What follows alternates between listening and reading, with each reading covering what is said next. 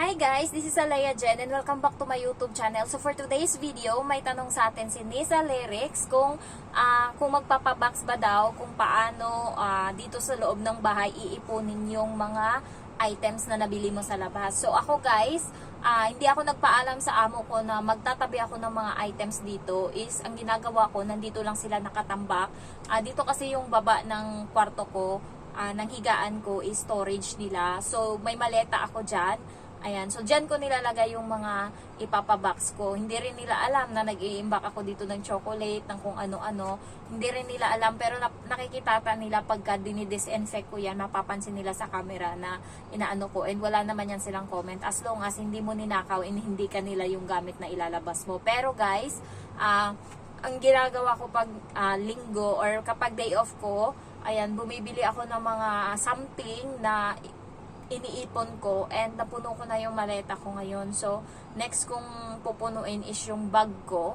And then, bago ko yan siya ilalabas dito sa labas ng bahay, ipapaalam ko siya sa amo ko and ipapacheck ko yan sa kanya. So, anything na nandyan sa maleta ko, kapag lalabas na ako, sasabihin ko sa kanya na ipapapackage ko yan bukas or kaya ipapacheck ko na ngayon sa'yo.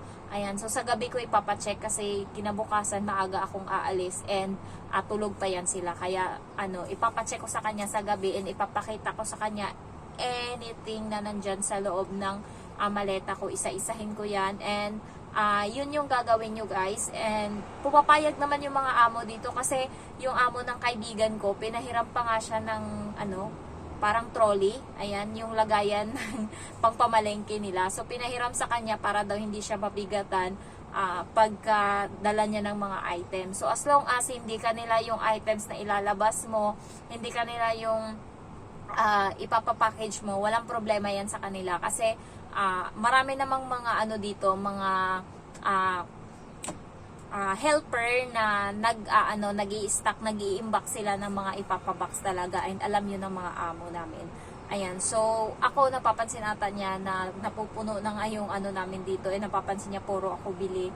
Kasi iniisip ko, ayun kasi yung ko guys, yung parang stress reliever ko kahit nung nasa Pinas pa ako, pag wala kaming benta sa store and ginagawa ko, umaalis ako niyan, sabi ko lang CR, pero pumapasok ako ng mga boutique shop and napapabili ako. As long as hawak ko yung cellphone ko, may Gcash ako. Dito naman, hawak ko yung ATM ko and nai-swipe ko. Ayun yung ginagawa ko ngayon dito. And ayun nga, kada day off ko talaga, napapagastos talaga ako kasi mahilig akong parang doon ako nasasatisfy, doon ako natutuwa. Pagka uwi ko, may nakita akong bagong bili. So, ganun yung ginagawa ko, iniipon ko siya. And natapos ko na ipunin yung yung mga sabon, ayan, nandyan na, may shampoo na sila and body wash. So yung susunod kong ipunin is mga damit kasi masikip na siya, kaya gusto ko kasi guys instant yung pagpapapackage kasi may discount siya na 150 Hong Kong dollar, sa pera natin nasa 1,000 ata. So sayang din yung 1,000. Pang na din yun, pambili na din natin yun ng iba pang mga Kaya gusto ko i-instant package. And siguro mabibitbit, matiisin naman akong tao, kaya ko naman bitbitin yan. Yung isang maleta, isang bag, and isang stripe bag pagpunta doon sa Central. And sinabi ko na doon sa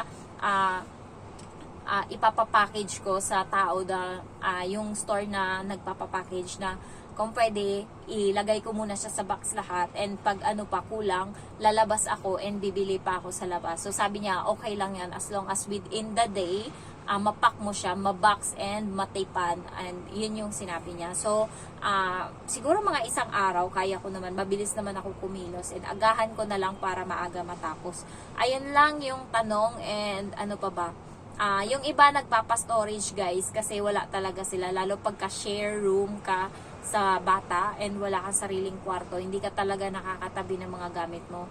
Kaya ang ginagawa nila is pinapa-storage nila doon sa mismong may-ari ng shipping company like LCN or Air Freight. Doon nila pinapabox yan and magde-deposit ka ng 50 Hong Kong dollar and up to 4 stripe bag yung ipapa-storage mo doon, and within 4 months dapat natanggal mo na dun yung storage mo, napack mo na. Ayan. So, ayun yung policy nila. Ayan. So, pero kasi, mas makakasave kapag instant. And, nandun lang naman yung mga bilihan sa labas ng central. Isang lakad lang. Kaya mo na siyang bilhin lahat ng mga chocolate doon.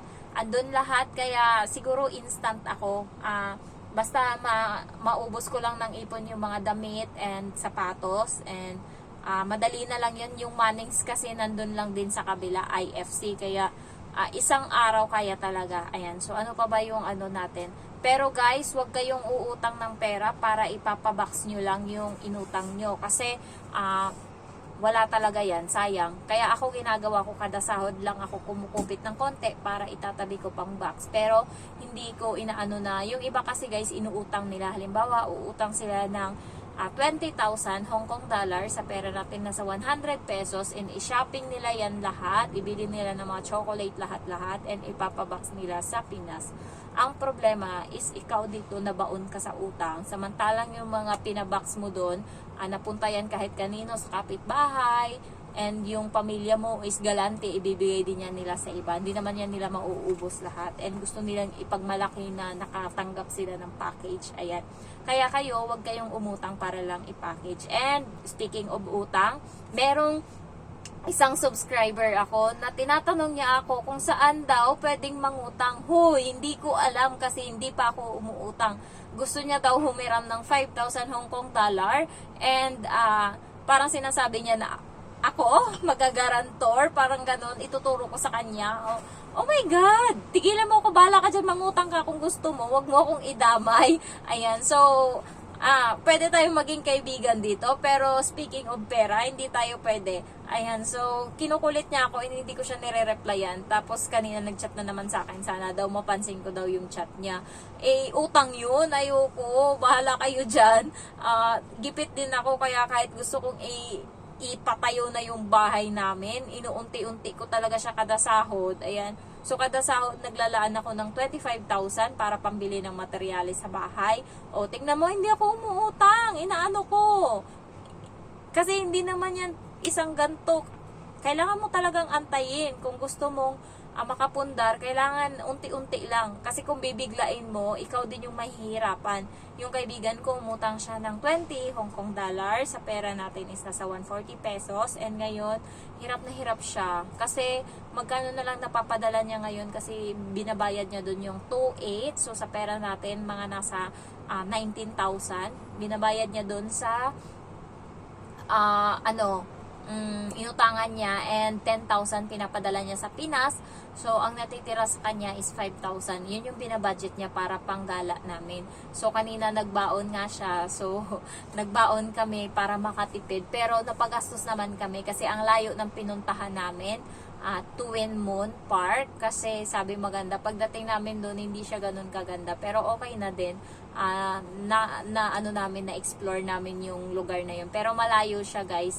Ayan, so sa mga kaibigan ko dyan na mag-off din ng Sabado, ayan, sa mga subscriber ko, kita-kita na lang tayo. Pero, yung iba, huy, day off ko, tapos na-homesick ka dyan, kinukulit mo ako, mamaya, ang dami nyo, hindi ko kayo kaya, isa-isa lang, ayan. So, ayun lang naman, pag nagpapabox, ayun, sana ni sa lyrics makita-kita soon, and then, ano pa ba, ipon muna guys, ayaan nyo muna yung pabox. Siguro nga ako, makakapagpabox ako, next year pa, o diba, isang taon pa mahigit. Unahin ko muna tong bahay, hayaan mo yan dyan. Yung chocolate ko, kasi bumili agad ako pagdating ko dito, so ma-expire na siya, and hindi ako mahilig kumain ng chocolate. Ayan, so yung Toblerone. So, ginawa ko, binenta ko sa kaibigan ko na nagpa-box. Binenta ko yung madali na ma-expire, yung pa-expire na ng February 2024, binenta ko 4 na peraso. Kaso, hindi na. 9 Hong Kong dollar ko siya nabili. Binenta ko na lang siya ng 7. Nalugi ako. Ayan. So, okay lang yun. At least, hindi kasi ako palakain ng chocolate, kaya buo pa yung ngipin ko. Mas gusto ko yung mga maaalat. Ayan. So, ayun lang guys, and if you're new to my channel, don't forget to like, to comment, and then to subscribe. Thank you so much for watching. Bye-bye!